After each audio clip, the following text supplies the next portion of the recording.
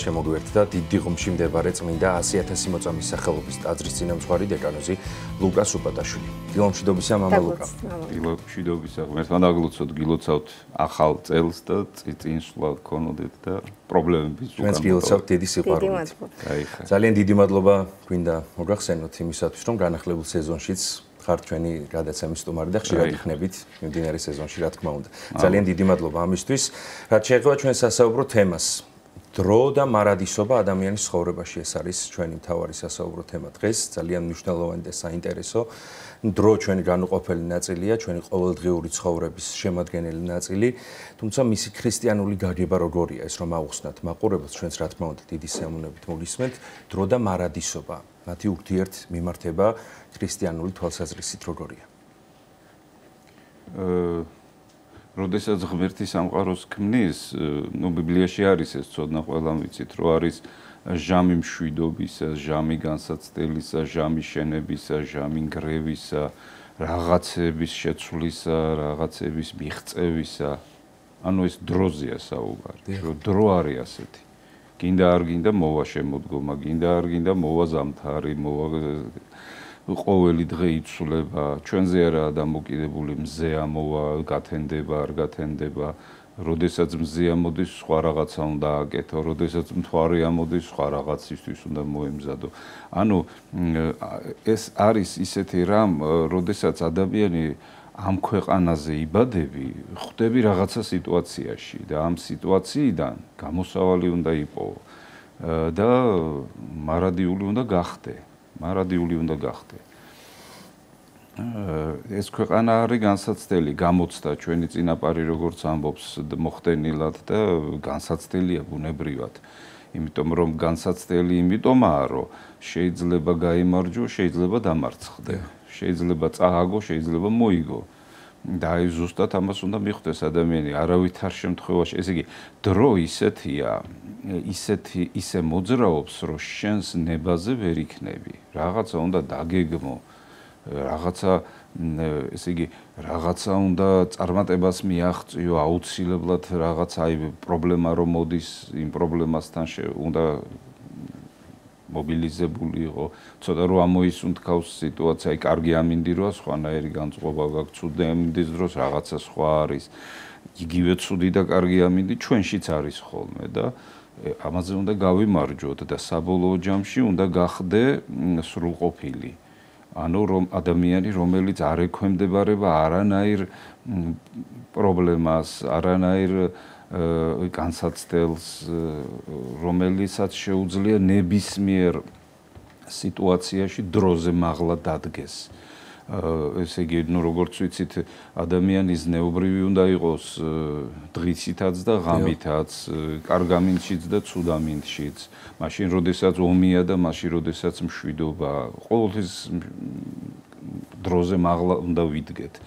და აი დროზე მაღლა რო ვიდგეთ, აი ეს არის სწორედ მარადიულობა. თუ დროს არ დავემორჩილებით, გნებავთ, თუ ამ ქვეყნიურ პრობლემებს არ დავემორჩილებით, ჩვენ უკვე მარადიული ვხდებით. და ეს ძალიან საინტერესო თემა. შეიძლება ითქვას ეს მთავარი თემაა. ერთი არის ეს ქვეყანა და ამ ქვეყნიური საზრუნავი, შეიძლება ადამიანი მოექცეს ამ ქვეყნის ქვევით. ანუ ქვეყანაში მოექცეს და არსებობს კიდე ზედაყანა, ქართული გაგებით ახლა ამ სიტყვას ჩვენ არ ვახსენებთ, მაგრამ თუ ქვედაყანა არსებობს ზედაყანა, ხო? და წმინდანები იყვნენ ზოგადად ზეცის მოქალაქენი და ამ ქვეყნის ანგელოზნი. აი ეს მდგომარეობა ახლა მარტო წმინდანს კი არ აქვს და წმინდანმა კი არ მიაღწია ამას. ზოგადად ადამიანმა ამას უნდა მიაღწიოს, ზეცის მოქალაქე უნდა იყოს. და ის შეიძლება ფიზიკურად ამ ქვეყანაზე იყოს, მაგრამ ზეცის მოქალაქე უნდა იყოს. აი სულ სხვა წესებით უნდა ცხოვრობდეს. სხვა საკითხია, რომ როდესაც ადამიანი ამ ქვეყანაზე ცხოვრობს, ის შეიძლება მოექცეს ამ ქვეყნის მთლიანი გავლენის ქვეშ. და სულ რაღაცას გეგმავდეს, სულ რაღაცა მიზნები ქონდეს, ყოველთვის რაღაცა საკეთებელი იყოს, ყოველთვის რაღაცა საზრუნავი იყოს. უფალი ხო ამბობს, რომ ნუ ზრუნავთო ხვალინდელი დღისთვისო, ყოველ დღეს თავისი ბოროტება აქვსო. ანუ ესე იგი, ხშირ შემთხვევაში და ეს მიღებულიცაა, რომ სამწუხაროდაა მიღებული ადამიანთაგან, რომ აი მთავარია რაღაც მივაღწევ ხვალს, რა იქნება ხვალ და დღევანდელი დღე შეიძლება გამოგრჩეს ადამიანს. არა და უფალი ამას გვეუბნება სწორედ. ნუ ზრუნავთო ხვალინდელი დღისთვისო, იმიტომ რომ ყოველ დღეს აქვს თავისი ბოროტებაო და შენ უნდა ეცადო, რომ აი ამ ბოროტებას აი დღესვე მოერიო და იცხოვრო არა მომავალში, იცხოვრო არა წარსულზე დარდით, არა მომავალზე ოცნებით, არამედ დღევანდელ დღეს. იმიტომ რომ დღეს თუ არ დათესე, ხვალ როგორ მოიმკი რაიმეს. ამიტომ თუ დღეს არასწორად იმოქმედე, ხვალინდელი დღე არარეალურია შენთვის. და შეიძლება ასე, აი როგორც ახლა მაგალითად ჩვენს ერში არის ახალი წლის დღესასწაული, მაგალითად ველოდებით რაღაცას, რომ ახალი წელი მოიტანს და ილია ჭავჭავაძე როგორ ამბობს, რომ რაქნასო ამ ახალმა წელიწადმაო თუ შენ ხელი არ გაანძრიეო და აი ქრისტე ამას გვეუბნება, რომ დღევანდელი დღე არ დაკარგო ხვალინდელზე ოცნებით. დღევანდელი დღე არ დაკარგო ხვალინდელზე ნერვიულობით, ხვალინდელზე ზრუნვით, ხვალინდელზე განცდით და ზოგადად ადამიანი ვიცით, რომ დაძაბულია, იმიტომ რომ ხვალ რა იქნება, ნამდვილად არ ვიცით. და არა და დღევანდელი დღე, აი ეს წამი ფაქტიურად ეს არის მარადიულობა და მე უნდა ვისწავლო ამ მარადიულობაში ცხოვრება. და აი ფაქტიურად აი ისეთ გაკვეთილებს გაძლევს ეს ქვეყანა, რომ აუცილებლად, როდესაც ღვთის სიყვარულით, ღვთის მცნებებში მცხოვრები დააკვირდები, რა გიშლის ღმერთს, ღმერთისაკენ სავალ გზაზე, რა გიშლის ხელს, რომ აი არ ინერვიულო, მშვიდად იყო, ზედმეტი საზრუნავი არ კონდეს, უბრალოდ რომ გაიხარო, რა გიშლის ამაში ხელს, აუცილებლად მიხვდები. იმიტომ რომ შენ მარტო არ ხარ დატოვებული. შენ სულიწმინდა წინამძღვრობს.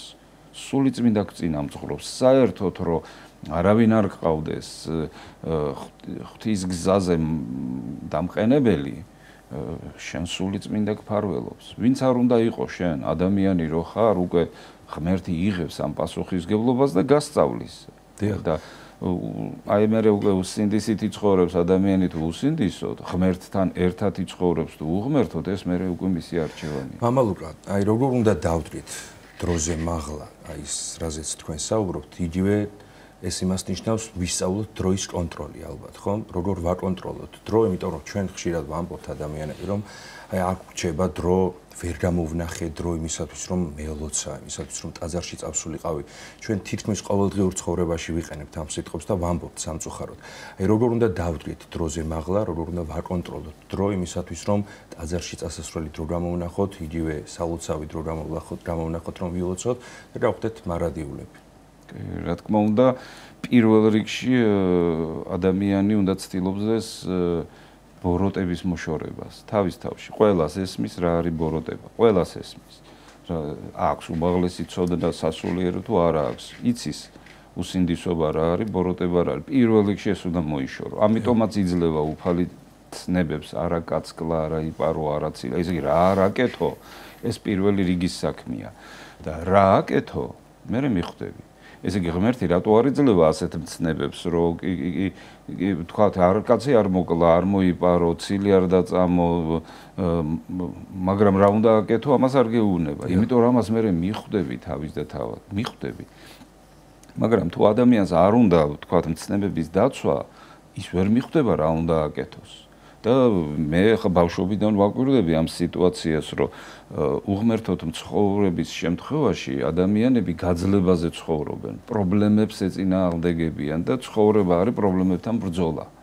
რომ შენ რაღაცა, ესე იგი, პრობლემებში არ აღმოჩნდე, ან თუ აღმოჩნდები მზად რო იყო და გონიერად იყო და ასე შემდგომ და ხა წარმოიდგინეთ, რომ ეს უკვე იწვევს დაძაბულობას. ესე იგი, მე ხვალ არ ვიცი, აი ხლა მე აქ კარებიდან რო გავალ რა შემთხვევა არ ვიცი და მე უკვე დაძაბული ვარ და ეს არ არის ნორმალური ცხოვრება და ესე იგი, დროზე მაღლა ვეღარ დგები. ანუ მუდმივად ცხოვრობ მომავალზე ფიქრით, მზადებით და არიცი რა მოხდება და ამიტომ ძალიან დაძაბული ხარ, ან წარსულზე დარდით და ნუ ეხლა ეს არა მარტო ღვთისმეტყველებს, არამედ ფსიქოლოგებსაც აქვთ ეს დამუშავებული ეს თემა და აი მაგალითად წმინდა იოანე კიბის აღმწერელი და ნუმერე ფსიქოლოგებიც აი ასე მსჯელობენ რომ თუ თქვათ მომავალზე იზრუნებ შენ აუცილებლად ესე იგი დაიძაბები ფსიქოლოგიურად წყობიდან გამოხვალ თუ წარსულზე იდარდებ ნიშნავს რომ მთელი შენი ენერგია იქ წავა და მელანქოლიური ტიპი დარჩები და ენერგია აღარ გექნება ერთსა და მეორე შემთხვევაშიც ენერგია გერთმევა არადა ეს ენერგია ყოველთვის გაქვს რომ აი ეხლა იმოქმედო უბრალოდ ადამიანმა ეს ენერგია უნდა დაიცვას თუ თქვათ ჩვენ ახლა ვიტყვით თანამედროვე აი რა არის ყველაზე დიდი სიმდიდრე თანამედროვე ადამიანისათვის მე არ ვსაუბრობ ღვთისმეტყველური კუთხით უბრალოდ როგორც მარტო ადამიანი რო ავიღოთ ნუ ყველაზე დიდი სიმდიდრე შეიძლება ფული იყოს ან ჯანმრთელობა იყოს ან კიდე რაღაცა დასახელდეს ნუ დასახელდა კიდეც ეს კვირის პალიტრის გამოკვლევებში რომ ესე იგი მთავარი ღირებულებები ჩვენი ერის არის ჯანმრთელობა, ფული და კარიერული წინსვლა და ენერგია საერთოდ არ არის იქ ნახსენები. ესე იგი მთავარი ღირებულება არის მაინც ენერგია, რომელიც შენ გაქვს. ის კეთილი ენერგია, რომელიც ღმერთისგან გეძლევა. აი ხო დაისვენე ღამე თუ დაისვენე ნორმალურად ღამე თავის დროზე დაიძინე, თქვათ, ხო, შენ სავსე ხარ ენერგიით. და შენ ხარ მზად მოქმედებისათვის და შენ როდესაც გაქვს ეს ენერგია არ შეიძლება ეს ენერგია დაკარგო მომავალზე ნერვიულობით წარსულზე დარდით ან რაღაცა ყველა ჟამს ყველა დროს თავისი მოქმედება ჭირდება დილას თავისი დრო აქვს არის კიდეც აი მეცნიერები ბიოლოგები მათი გვარები მე არ მახსოვს მაგრამ ნობელის პრემია მიიღეს რომლებმაც ამ სამ ბიოლოგმა რომლებმაც აღმოაჩინეს ესე იგი კოსმიური საათი. ესე იგი როდის რა უნდა აკეთოს ადამიანმა. როდის არის კარგი დასვენება, როდის არის კარგი მოქმედება, როდის არის ყველაზე ენერგიული ადამიანი, როდის არის ყველაზე გონება, ყველაზე მომართული და ეს ძალიან საინტერესო თემაა. იმიტომ რომ ჩვენ კოსმოსთან კავშირში უნდა ვიყოთ. იმიტომ რომ ამ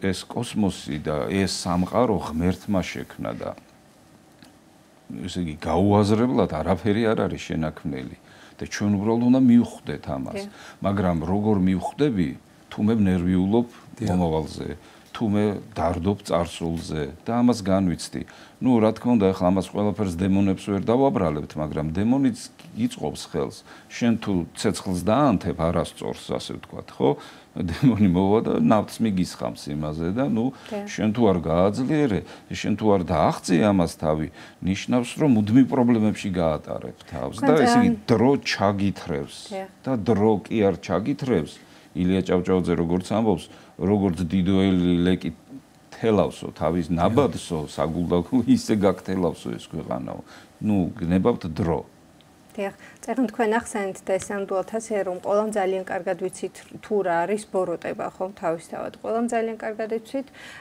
თუ რა არის ცოდვა და ცოდვების შესახებაც ვიცით თითოეული შინაარსი და რას რა ქმედება მოყვება და ასე შემდეგ მაგრამ არის შემთხვევები და ალბათ ხშირად როდესაც ადამიანი ვთქვათ ამ ცოდვებს ვერ ძლევს და პირიქით შეიძლება სიტყვებად მოიჩვენოს მას რაღაც გარკვეული დროის განმავლობაში, თუმცა ეს დრო შეიძლება საკმაოდ დიდხანს გაიწელოს და სწორედ თქვენ რაც ახსენეთ, ანუ მომავალი, ან მომდევნო დღე შეიძლება ადამიანს არც დაუდგეს, ასე ვთქვათ და არის თუ არა დრო ამ ქვეყნიური დამხმარე იმის, რომ ჩვენ მარადისობაში, მარადიულობაში გადავინაცვლოთ. რა თქმა უნდა, ეს ესეა აუცილებლად. თუ ადამიანი რაღაცა ცოდვას ჩაიდენს, პირველი რაც მოხდება, ის არაადეკვატურად იცხოვრებს. მაგალითად, როცა უნდა დაისვენოს, არ დაისვენებს, როცა უნდა იშრომოს, არ იშრომებს, როცა უნდა იაზროვნოს, არ იაზროვნებს, როცა უნდა განმარტოვდეს და ილოცოს, როდესაც ყველაფერი მზადაა, შენი შინაგანის კოსმოსია მზად და შენი შინაგანის სამყარო ლოცვისათვის.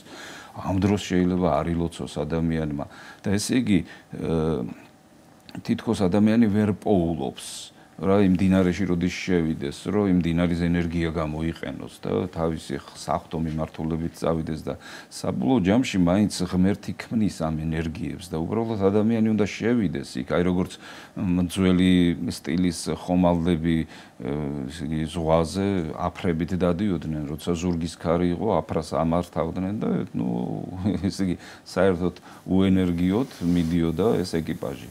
თუ ზურგის ქარი არ იყო, წვალობდნენ და ნიჩბებით მიყავდათ ამხელა გემი.